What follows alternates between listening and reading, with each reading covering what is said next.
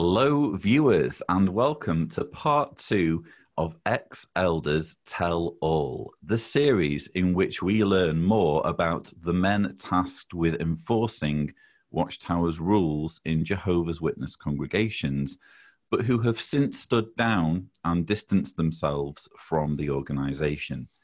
Today's guests are both recently awoken from the witness faith, and I'm fascinated to hear their stories. It's an absolute pleasure to welcome to the channel Stephen O'Keefe from Canada and David Schmidt from Australia.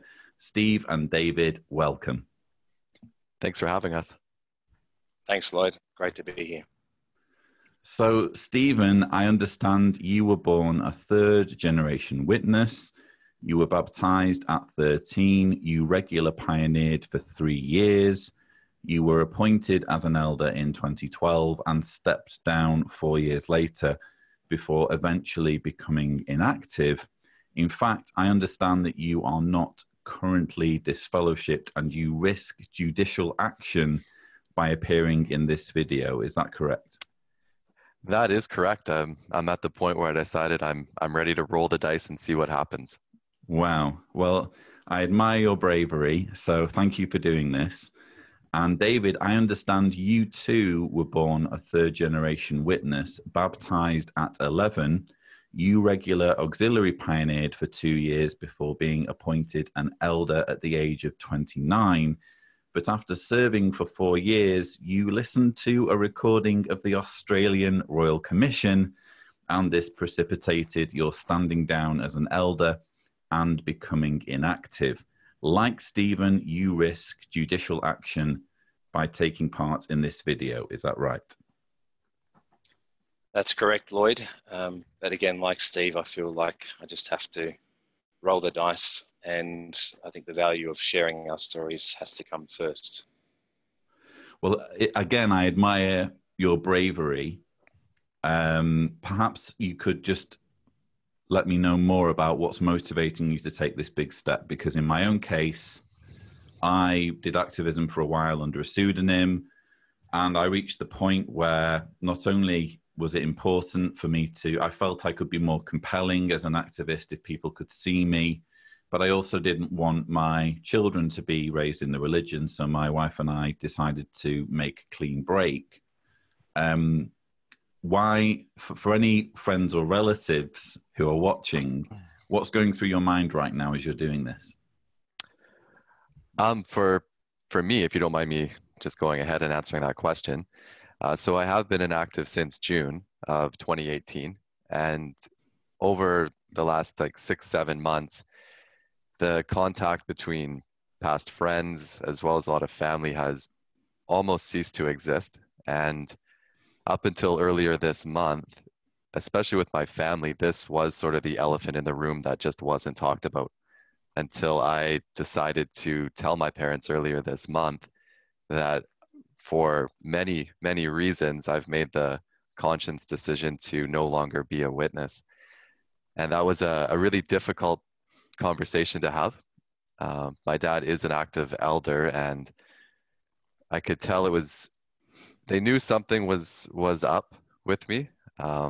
They live in the same city, but I felt I needed to face-to-face tell them. They're my parents. I needed to respect that. Since that conversation, which was very emotionally draining, I have received, I think like you, Lloyd, you received an email from your dad after. I also did, and it just very much felt like he may have heard what I was saying, but the acceptance isn't there yet. He still feels like I'm just spiritually weak. He wants to help me get back. Didn't quite understand that for the past 5 years, I've been coming to this conclusion based on a lot of research and a lot of time thinking. And I was more telling them out of respect than asking for help. So why I've chosen to do this video is I really don't want to have a combative argument with any family or friends. I would rather use this as an opportunity to just fully explain my side, my reasons in a calm and logical way. So if they ever do choose to watch it, or if they're curious, they can hopefully just sit back and listen to it all, and maybe this can be my final testament. Wow. Well, let's hope that it fulfills those expectations. I'm sure it will. And David, what's going through your mind? What's brought you to this point? Well, it's sort of where do you start? But I guess I remember very clearly the waking up process for myself. And what was of such value was realizing that I wasn't alone. When I first started having my doubts, I thought I was the only elder in the whole world who might be going through this problem. And then realizing that there are people out there who have gone through the same helps you realize that, okay, first of all, you're not crazy, that there are legitimate reasons to question things. And that was of great value. And the longer or the more experiences I've listened to, the longer I've gone since I've left the organization, the more I think I feel like I have to contribute, because so many people have helped me. It feels like the least I can do is maybe help one other person who's going through that process now. And similar thoughts to you as well about the legacy you want to leave for your children. I want to make sure that I've believed in truth, that I've valued being honest above all other things. And that's what I'm hoping to instill in them. So I can look back on my life with a measure of pride that I stood up for what was true. One thing I've noticed in both of your stories and in your expressions when you were reaching out to me before we did this, is that you're both already being shunned, even though neither of you are disfellowshipped. Do you feel as though, in a way, the fact that you're already receiving the punishment of disfellowshipping makes it that bit easier to speak out? I would agree with that. It's for me, it's at the point, by making this video, what will change? What could happen very easily is someone that I know or some elders locally may get wind of it and see it, and if they follow the procedures, I'm sure I'd get invited to a judicial committee. And if this is what leads to me being disfellowshipped, I guess so be it. I just find it remarkable. Sorry, go on, David. I agree that, like you said, because we're already experiencing essentially the consequences that would come as a result of being disfellowshipped, it does, I guess, in some ways give you a freedom to think, well, what more can they do to me? Or how many more people can they take from me already? So, like I say, I think the value and why we're doing this is now for the people who are going through that waking up process. It's not so much as a consideration for what elders may or may not do. Mm-hmm. Indeed. And another commonality that you both have is that you both, shall we say, woke up from your beliefs as witnesses while married, which, I've been through that process, and it's terrifying and very traumatic. So if I may ask both of you, what effect has this process had on your relationships? It's definitely had an effect on mine. We are currently still together and doing our best to have a happy life despite having different beliefs. So I won't say too much about my wife out of respect, other than she has been incredibly supportive despite being in a very unenviable situation. For me, I started waking up probably over 5 years ago, but didn't openly discuss it with anyone, including her, up until just over a year ago. She was the first person I fully opened up to, and it was very difficult for her. For her, it felt like the last 4 years. There's a huge loss there. I was two different people. So it definitely has a huge impact. And moving forward, we're just kind of taking it a day at a time right now. That sounds wise. And David?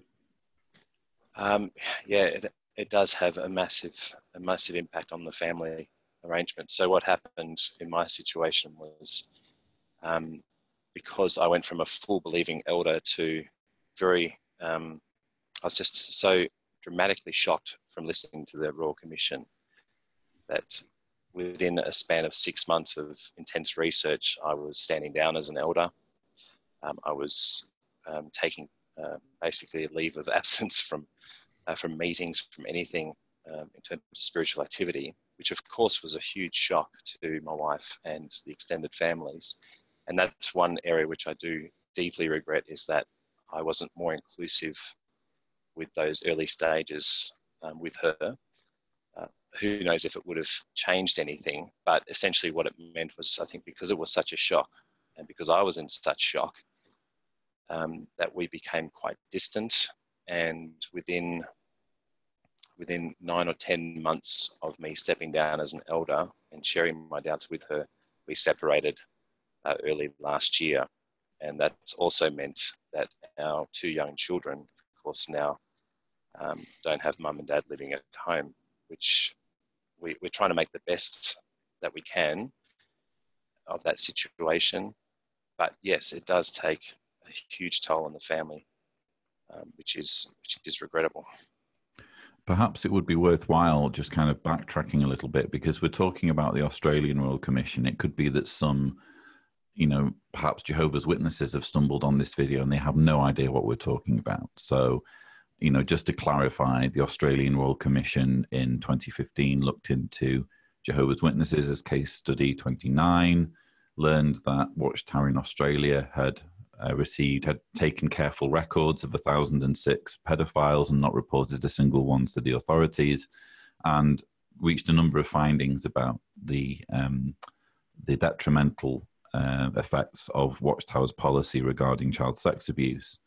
And you're saying that was the eureka moment that snapped you out of it, was it, David?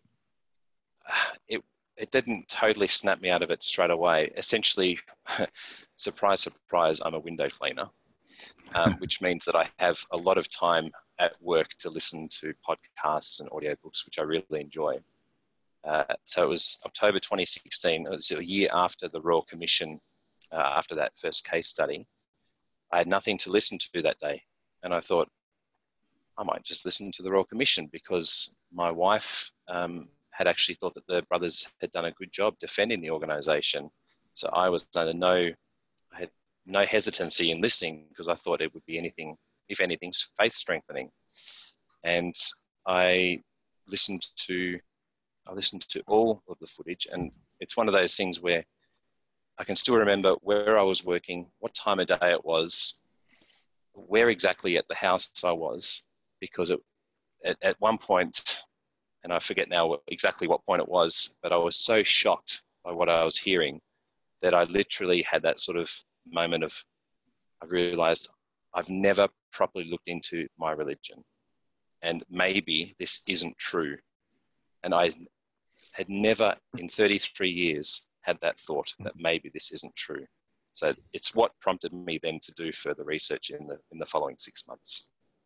I wish that there could have been a camera in the house where you were cleaning the windows while you were going through that process, because I've done window cleaning as well for a brief stint, so I know the process, and it just would have been fascinating to monitor your face as you're listening to it.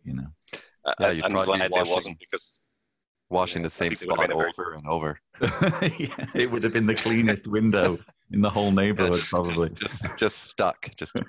it would have shown a man with a highly disturbed look on his face. Indeed, I can imagine. Mm-hmm. So I wanted to spend some time going over that, because I realized that, this video, apart from talking about your work as elders and your experiences there, it's also a huge deal that you're doing this, and this is like your moment of explaining your journey to the world. So I just wanted to spend a bit of time going over that, because I think it's significant. But perhaps now, if we talk about your experience as elders, did your perception of elders and the elder arrangement change after you were appointed? Yes, it did for me. Being raised as a witness from infancy, it was sort of the trajectory I always felt I needed to take. And yeah, there's an external pressure to follow through and get to that point. And so most of my life up until when I was 26 and appointed was very much with that goal in mind. So once you kind of reach a pinnacle, there's sort of for me, it was a chance to stop and reflect. And it was different than what I expected. It's kind of like at the end of The Wizard of Oz when they pull the curtain back and I didn't realize how policy and procedure driven everything was. And I wasn't expecting a lot of decisions to get made based on references to previous letters or Watchtower articles or basically anything but the Bible. It was a bit of a shock to me, the extent to which the Bible was rarely used in those decisions. Sure. And David? Yeah, it's your first elders meeting is, well, for me personally, was nothing what I was expecting. It sort of, as you build up to it in your childhood, you're reaching out, you're accepting responsibilities, and then you've got this sort of almost end game in mind that one day you're going to be an elder. So yes, the first impressions are very different, and similar thoughts about policy and following procedure. That I think we all understand that there are good people and there are bad people in the world, and that's the same when it comes to people in the organisations and elders. But what I found was that particular elders could definitely have an influence, and they could use those policies to their advantage to really hurt people, which I found very disturbing. The other thing I found disturbing was that when you are an elder, even though I don't like to think myself as a proud person, the position gives you a measure of pride almost by default. So even, for example, when you have the circuit overseers visit and the ministerial servants at that meeting get invited to leave, but the elders stay back, you can't help but feel a certain amount of smugness, which disturbed me inwardly that I even had those feelings. But it's almost like because you're higher up the ladder position, and there's this clear demarcation between the servants and the elders. Yeah. Mm-hmm. Exactly. And I didn't like that feeling. And I had the same feeling when I started doing a bit of pioneering. I started looking down at others who weren't in that position, which, I didn't like that about myself. Yeah, it's a really uncomfortable truth to realize that those feelings were there. Yeah, and it's good that you're being honest about them. It's true. I mean, being an elder does cultivate those things in you. I'm thinking back to my experience. I was only an elder for a year. You guys were elders for longer than I was. But you definitely do go through that phase of almost transitioning into like a company man and having to learn that this is all about procedure and policy. And I have to say that my expectations were completely dashed when I became an elder. Because right from the get-go, I talk in my book about a situation where there was marking involved and there was a controversy going on in the elder body, and one elder was trying to use his position to basically exact vengeance in a family feud. And I literally hit the ground running, seeing the very worst of the elder arrangement, and it left me utterly disillusioned about it all. But I just resolved, I don't know whether you guys can relate, I just thought, well, this system's clearly broken. I'm just going to do my very best within this very limited infrastructure to try and bring some relief, to try and be a voice of reason, to try and soften the load of witnesses in the congregation. I don't know whether you can speak to that. Yeah, I definitely had thoughts like that. For me, when I was dealing with the, I guess, disappointment of the reality of what it was something I was dealing with inwardly, just viewing it as something I had to come to terms with and see the bigger picture that maybe this is the way it has to be. And within this structure, how can I now do good towards others within this structure? So I had similar feelings.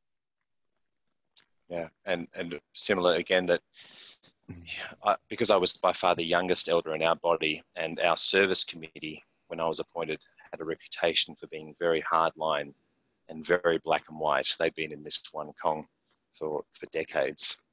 I'd liked that I sort of came in with a softer approach, and I was known to be the soft, approachable elder.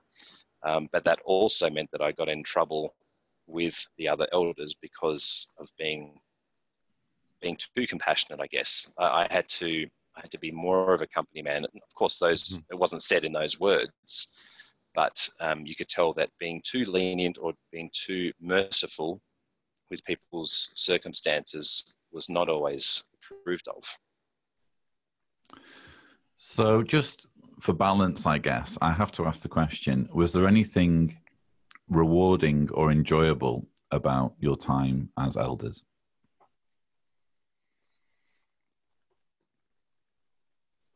Steve? Well, the silence says a lot. I'm thinking back. Well, I can go. I can definitely say we had good times as well. Absolutely. I mean, to think that it was all negative and demoralizing would not be fair, and it would not be honest. There were good times where you developed, especially in a group arrangement, you develop really close friendships with those ones that you go at in the ministry with more often. And, you know, that would be really enjoyable, just having that more social aspect to the group. When people would come to you with concerns or requesting help, and they seemed to be genuinely helped by the advice that you gave at the time, even though I look back now and some of that advice and think it was terrible, but they took it in good faith, and they were genuinely appreciative. And so you developed quite a camaraderie with those that were close to you. And that's definitely a positive aspect. I think that's just, that's natural within society. You would like that sort of experience. Well said. That's what as you were saying that, those thoughts were coming back to me as well. There were good times. I had the assignment being the Theocratic Ministry School Overseer, which I did enjoy that assignment. Dave, you were the school overseer as well, weren't you, Dave? I was for about 3 years. For 3 years, and I did that job as well. So the three of us have done that job, and it's a great job, isn't it? Because it's obviously they don't do the school anymore, but back then this was like the kind of family session almost for the congregation, wasn't it? And it was kind of quick fire, and there was lots of audience engagement. So I really, really enjoyed that particular job. Go on, Steve. I don't want to cut you off. I was just going to say maybe that's why we all have such good modulation. Yeah, it was the ministry school. I think was a nice arrangement because it allowed you to commend your brothers from the platform, which again, everyone enjoys commendation, and it's nice to be able to give that commendation. What I didn't like so much was having to do the counsel privately afterwards, if that was needed. That was less enjoyable. But yes, that commendation it's a nice way to build up everyone's feelings.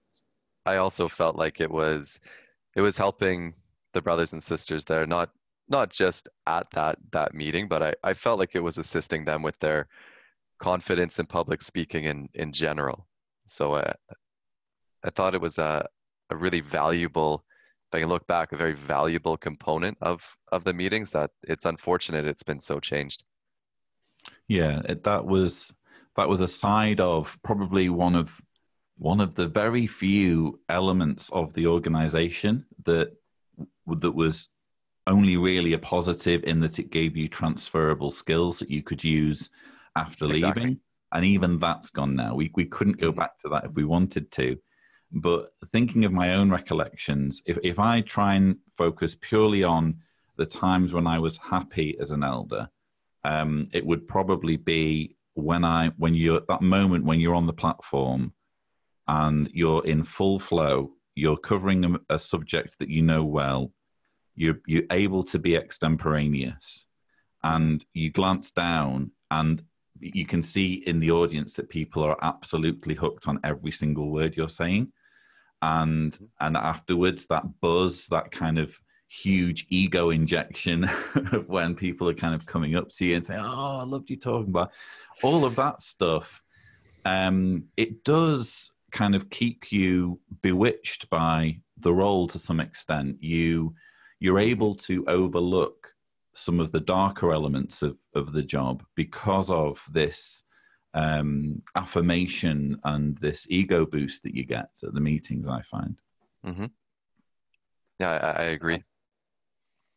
Yeah, and unfortunately, with looking through the audience to see the approval, you can't help but also see the 2 or 3 that have nodded off during a public talk. Well, I wasn't going to mention that, but yeah. Sorry, Luke. But I must also ask the opposite question. Having dealt with the positives, what were the negatives? What were the kind of more nightmarish aspects of being an elder that you now look back on and think that was painful to go through?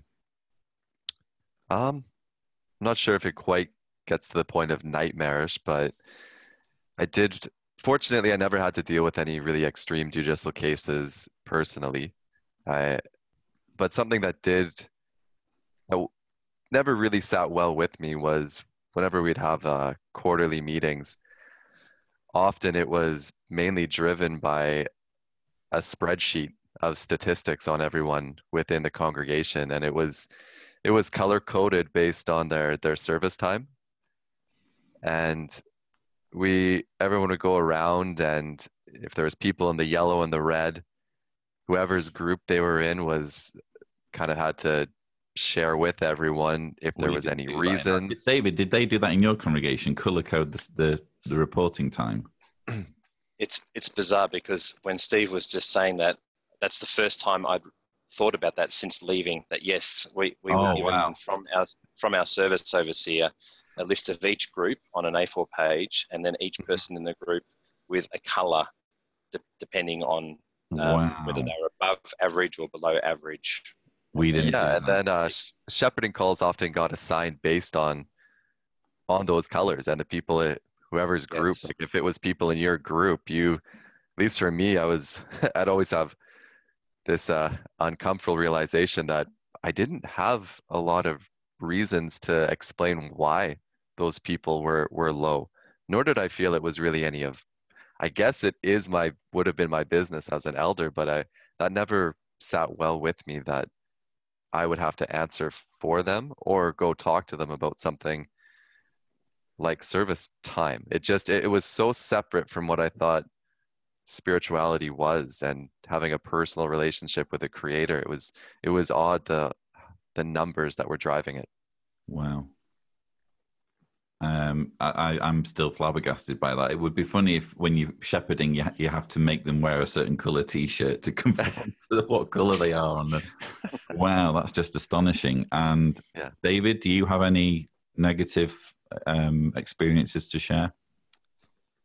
Yeah, it's amazing when you're not part of the organization and you've developed a bit of independent critical thinking and bit of better understanding about how the world works in psychology, that you look back on your experiences as an elder and you thought you were doing a good job at the time, and now I look back and I just shudder to think, like for instance, we had a case of domestic violence where both husband and wife were violent to each other, and the advice, what could we give? We gave them advice that you need to read the Bible more and be kind and apply biblical principles. And that we expected that to be the magic fix. And, we were flabbergasted that wasn't enough for them. So you just look back and you think, my goodness, these people deserve so much better. And it was so arrogant of us to think that with our limited training that we could genuinely help people with real problems. And that's a deep regret that I have now, because that has a real impact on people's lives, not just for their physical safety, but for their emotional well-being, the well-being of their children in that family. Mm-hmm. And the other big regret, I think, is that we had to suppress our natural humanity and our natural sort of our inner moral compass. Yeah, because sometimes that would be going against what the policy was. Mm-hmm. And that was deeply troubling. So you had to be okay with compartmentalizing and going against what your natural inclination might be as a caring person to follow the organization policy. So they're a couple of the big regrets that I have about my time. Yeah, that what you just said is a huge part of what pushed me to really look into my beliefs, was that realization that I'm doing things that I personally don't agree with, or I may be asked to do things that go against my own personal morals and my conscience. And if I stand up against them, there are real consequences. It was a driving force behind me really pushing to try to make sense of my beliefs. And that's a hard point to get to, because growing up in the religion, you're taught that this is the most moral place you can be. Mm-hmm. And it's the best organization on the planet. Yes, it's run by imperfect men, but it's the best an organization can be.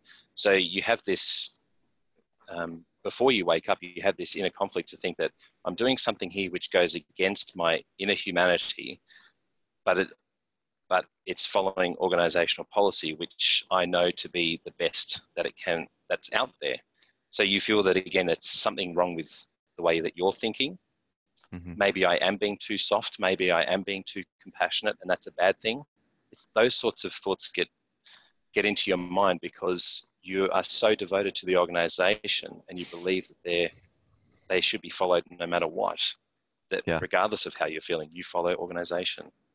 One line of reasoning that I discussed with someone more recently, well after I woke up, but he is an ex-Jehovah's Witness. He put it really well.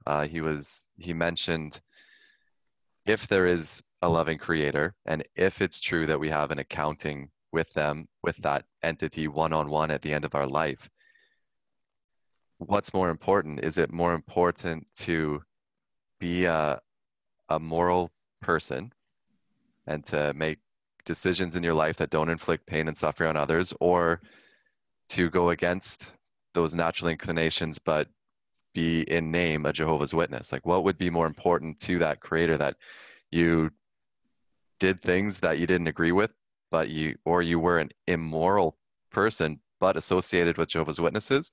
Or would it be more important that you were an honest, authentic person who did what you really felt was right with your life? It's a very deep question. And I think it's a question that goes straight to the heart of the entire problem with the elder arrangement, which is that here you have a group of enforcers of Watchtower guidelines and Watchtower rules that are written as like a one-size-fits-all for 8.5 million worshippers. And what you find when you deal with individuals and with actual people is that there are a vast array of scenarios that don't fit neatly into these guidelines that have just been written with this very broad brush. Yes. And where humanity is called for.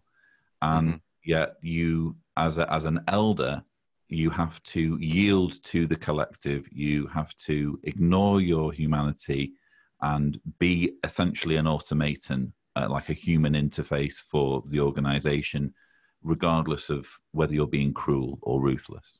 Yeah, and that's something I struggled with. I still try to think of, how do current elders who have these thoughts push through that? I'm not sure if it's predicated on the belief that any problems they may be causing are going to get solved when the system ends. But if that just wasn't a valid cop-out for me. Yeah, that's kicking the problem into the long grass. Yeah. Go on, David. Going back to what you said before, Steve, about what that friend of yours mentioned about whether it's better to be a good person without the organisation. The problem is that I agree. Of course, that's a totally valid statement. The problem is, as a believer, you don't believe you can be a good moral person without the organisation, because the organisation is essentially tied with God. So you leave the organisation, you have a thought against the organisation, it's a thought against God. That means it can't be moral. That's exactly. That's and there is no internal mechanism to leave for conscience reasons. All of us have read many experiences, and the way it's portrayed is people who leave are either leaving because they want to give in to their their base base physical feelings, whatever those are, and they have no morals, or at the other extreme, they're apostate and evil. There's no allowance for an in between. Indeed. You don't leave for a good reason. And it's actually reminding me of my worst experience as an elder, which I actually write about in my second book, How to Escape from Jehovah's Witnesses. And I talk about the fact that I came, again, right into this situation where there was a marking scenario. And I immediately kind of arrived at the conclusion. I immediately understood what was happening, and that this marking arrangement was basically being weaponized as an instrument for an elder to get one over on his sister. But even though I'd figured it out and I'd spoken out against it to the extent I could, because this elder was so powerful and so charismatic, he managed to get the body on his side, which meant that I had to fall in line, and I was a young rookie elder. And I was tasked with sitting down with a ministerial servant who'd said he couldn't essentially shun this couple who were being marked. And it was my job to tell him, you'd better fall in line, or your qualifications as a ministerial servant are in jeopardy. And I went along with that. And it's the fact that I was able, similar to what we were saying, I was able to just put my personal convictions and my personal principles to one side, because my first loyalty was to the organization. Right. That internal struggle is, at least in my experience, it had an effect on my mental health. And that was really what pushed me to stepping down as an elder. Really? I think, yeah. It wasn't necessarily because you were waking up, because that was an intriguing, when I was reading your timeline, you just gave me a very brief timeline. Okay, yeah. And To fill it in a little bit more. I think you should, because you said, I stepped down as an elder, and immediately in my head I'm thinking, oh, well, he's woken up. But here you're telling me that it was actually the role of being an elder itself that led you to... I would say that the role was what pushed me to really challenge my beliefs. And through that process of waking up, because it was over a number of years for me, I was still an active elder while waking up. And so that was the conflict, starting to kind of see the other side while in that role it did very, very much did have an effect on my mental health. I went through a lot of anxiety and panic attacks, and then fortunately I did go see a doctor and get prescribed medication to help that. And that without that, I don't know how bad it could have gotten. But I'm really glad I did. It allowed me to at least calm down to the point to think through what I was going through and make a decision that I'm very glad I did. Sure. So once you stood down, you found your mental health improved. And did it also give you some freedom to, do research? Yeah, I did already feel the freedom to do research, but it wasn't affecting me mentally as extremely. I found it more enlightening at that point, maybe because I also didn't feel as two-faced anymore, or like I was like when you're an elder, when you show up to the meeting, like even if you've had a bad day, you can't really let on. You're looked at as an example. So maybe that having to really push to be so different than the way I was feeling, once that was gone and I wasn't an elder anymore and I could just kind of relax, that was very helpful. And while we're on the subject of mental health, David, you were telling me that there were a few situations when you were an elder where it seemed that the people's mental health was being entirely overlooked by some of the decisions that were being taken by the body of elders. Would that be fair?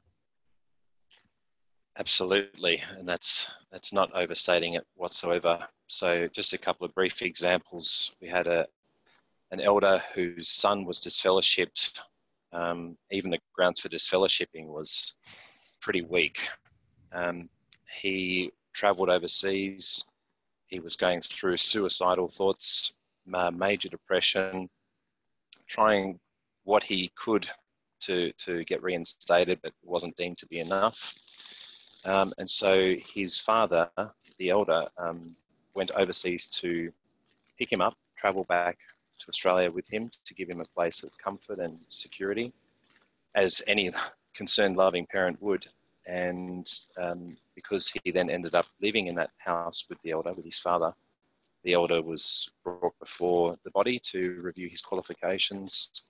And before we could officially demote him, he stood down just as we were about to make our decision, because he could see where it was going. Again, an environment which I feel so ashamed to have been a part of. But what do you do in a body of 12 elders where 11 of them are pushing that one way and you're the only one? So he would have been demoted, you're saying? Oh, absolutely. He could see the decision was about to be made, so he just made it for us. That reminds me of... Sorry, go ahead, Dave. Just one other brief example again, where an elder was making was going to incredible lengths to abide the disfellowshipping arrangement of his daughter-in-law, who again had multiple suicide attempts, who had gone through years of drug abuse, but was trying her best in a new good relationship, trying to come back, who lived out of the territory. So this elder would vacate his house for 2 hours so that her and her family could get ready for the meeting. And that was deemed to be inappropriate. And one of our hardline elders viewed that as her living under his roof, which was not appropriate, seeing as she was disfellowshipped.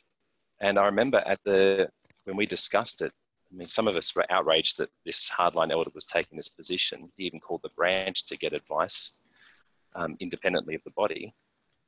But at the meeting, it was said that mental health is no consideration to negate this policy. Well, they said it doesn't matter.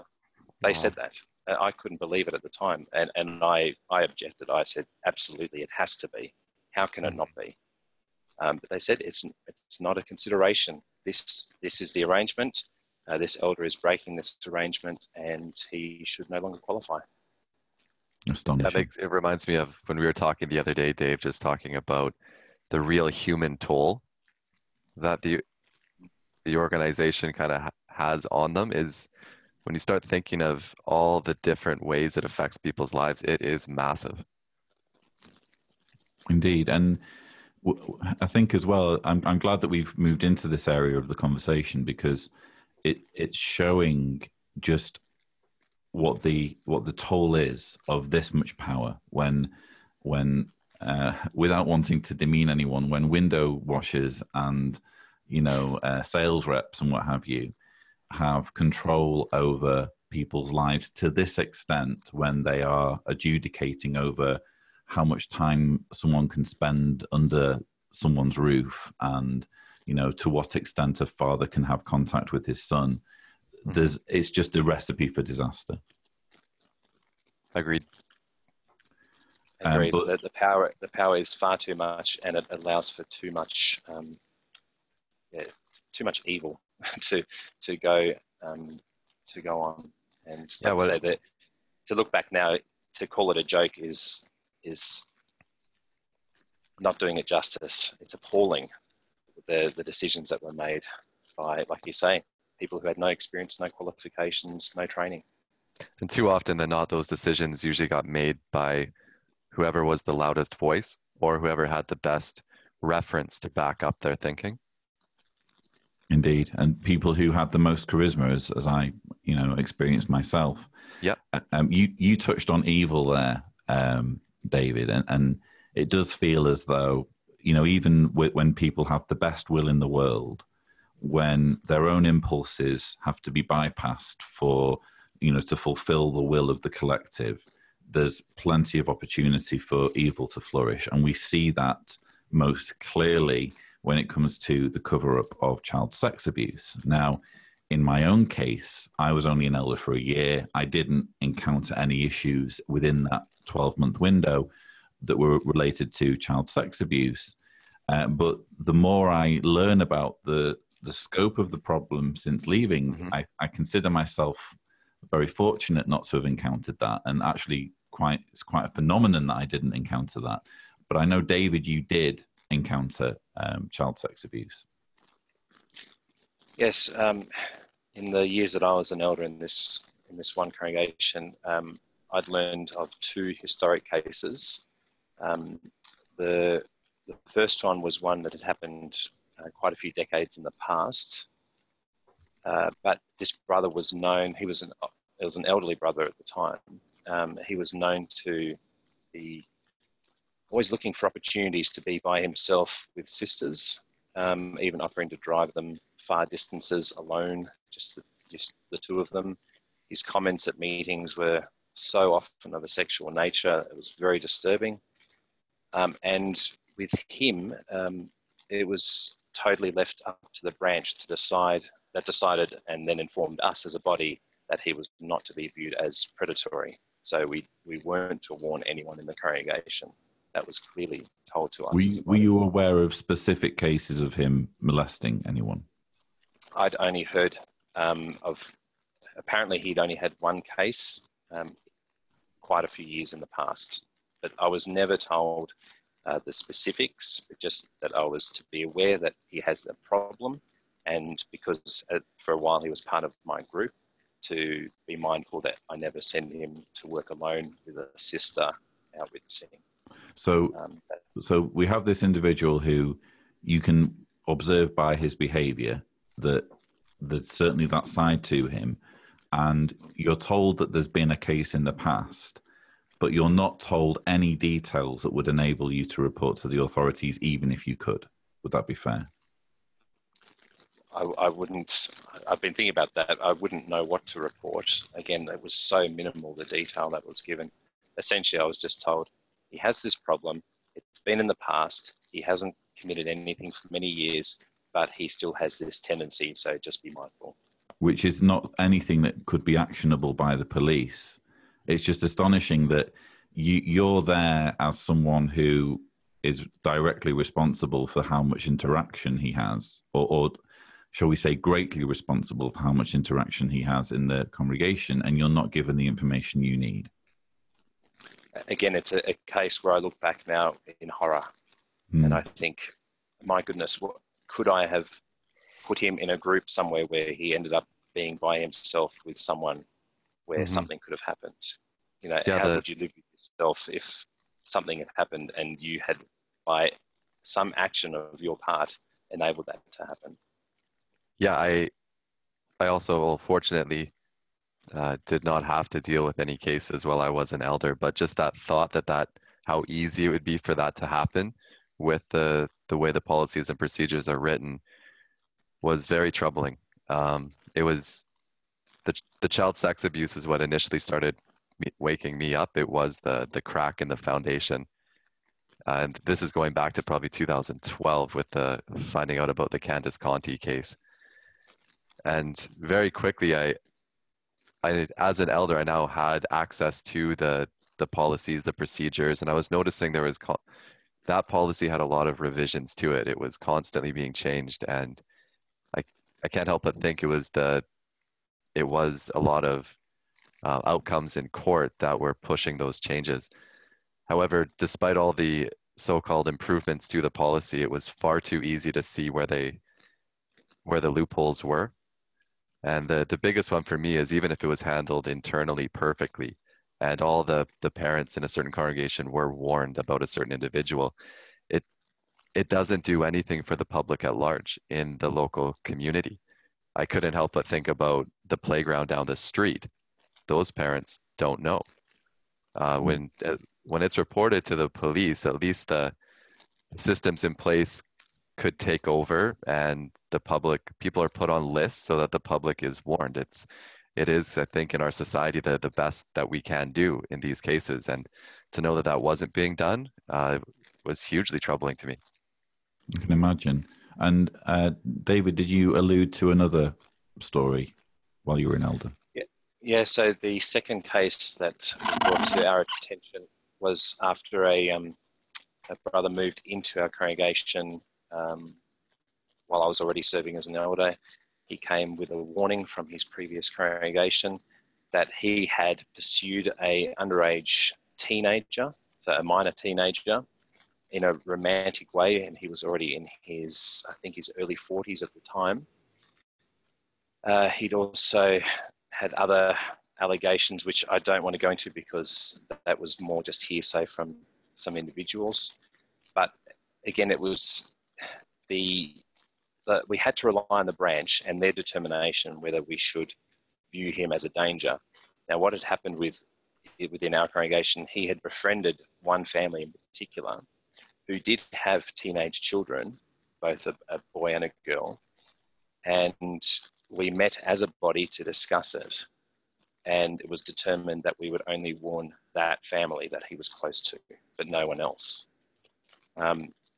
Which again, you just think, my goodness, the lack of care that you show for even just fellow members of the congregation, let alone the community, is appalling. Just, oh, he's close to this one family, we'll just warn them, so not too much word spreads. That's essentially what it was. The other thing that was troubling about that was, I would, of course, as an elder, knowing this information, I would tell my wife, look, make sure this individual doesn't associate with our kids or doesn't get any alone time with our children. So I was benefiting from information, but the rank and file were in the dark. Mm. So again, because of that privilege of being an elder, you are protecting yourself better than even just the rank and file members who have no idea that this person might be a danger to their children. So since you were an elder, have you had an opportunity to mention this individual to the police? I've actually that's a thought that's been really on my mind, and I feel I need to do something about that very soon. Again, I didn't have specifics, in-depth specifics, but I think there would be enough at least to ease my conscience that, yeah, people need to be informed. And going into that, what Steve was saying before about the responsibility we have to the wider community, again, referring back to the Royal Commission, that thought was put to one of the representatives from Bethel about, what obligation do you think you have to the community? And I remember at the time when I heard that question, what can we do as an organisation to protect the community? And I think it was when Angus Stewart said, well, you can report it to the authorities so that they can investigate properly and the community might be protected. And you could see for that elder, it was the first time he'd had that thought. And for me, again, ashamed to say, it was the first time I'd had that thought. Wow, we can do something to protect the community. We aren't powerless. And again, it just shows the absolute lack of training and understanding that we had in that responsibility. I think it's worth noting as well, David, that both you and Steve, this is very recent for both of you. So that needs to be taken into account. But on the other hand, we have an individual who was of sufficient interest, or where the elders had sufficient knowledge that they were actually taking action in the congregation to warn parents. And that alone would be, I would imagine, of significant interest to, the police, because it's not just children in the congregation who are at risk, it's children in the broader community.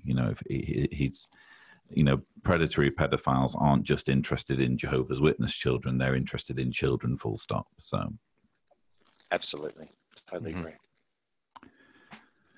So it's been a really sobering conversation, lots to process, but I really can't thank both of you enough for your bravery in coming forward. As I mentioned, this is very recent for both of you. You're literally risking being, undergoing judicial action as a result of doing this, and I can't thank you enough for having the bravery to come forward and tell your stories. Thank you for having a platform which we can do this. Like Dave said earlier, because of yourself and many others who have shared their story, that's what made me feel not alone and that my feelings were justified. So if any good can come of possible ramifications to myself and perhaps Dave, is that someone else out there will watch this and feel that they're not alone and that their feelings are more than justified. Well said. And David, do you have any thoughts on your expectations for this video? Yeah, just what we were mentioning before, that you're not alone. If you're watching this and you're going through that process, we are here for you. There is a huge community here that is here for you to support you. Mm-hmm. A couple of things which really sort of stood out as I was going through my process. I remember a quote that said, when an honest man discovers that he's been, that he is misled or deceived, he either stops being deceived or stops being honest. And my approach now is just that I want to make sure that everything I believe in my life, everything that I teach my children, is something that I can be honest about, that I've looked into, that I haven't just accepted because it's been handed down to me through my family. And it's not something that I believe in just because it gives me comfort or it gives me some hope, but I want to believe in what's true. And I think that's so important as a message to get out there, that for those of us who have left, so many of us have left for good reasons. It's because we value truth. We value being an honest person. And that's why we've made the decision. And while we're sorry about the hurt that it has brought our loved ones, and particularly our families, we had no option because we wanted that honesty. So I would just encourage everyone to make sure what you believe.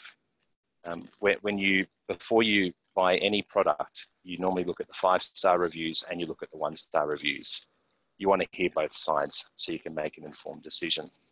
And the belief that it costs you dearly or demands so much of your time and devotion should be more scrutinized than a $100 electronic purchase. So look into it. That's what I want to implore people.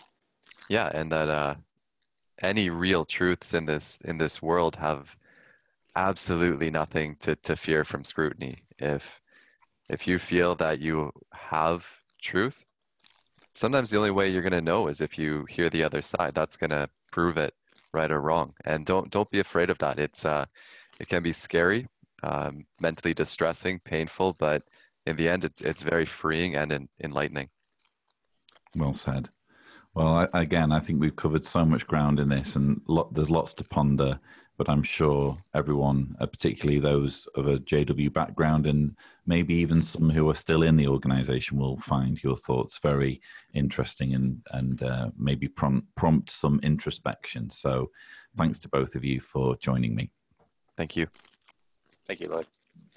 So viewers, I hope you've enjoyed this conversation. Please don't forget to subscribe to the John Cedars channel for more such videos. But for now, thank you so much for watching.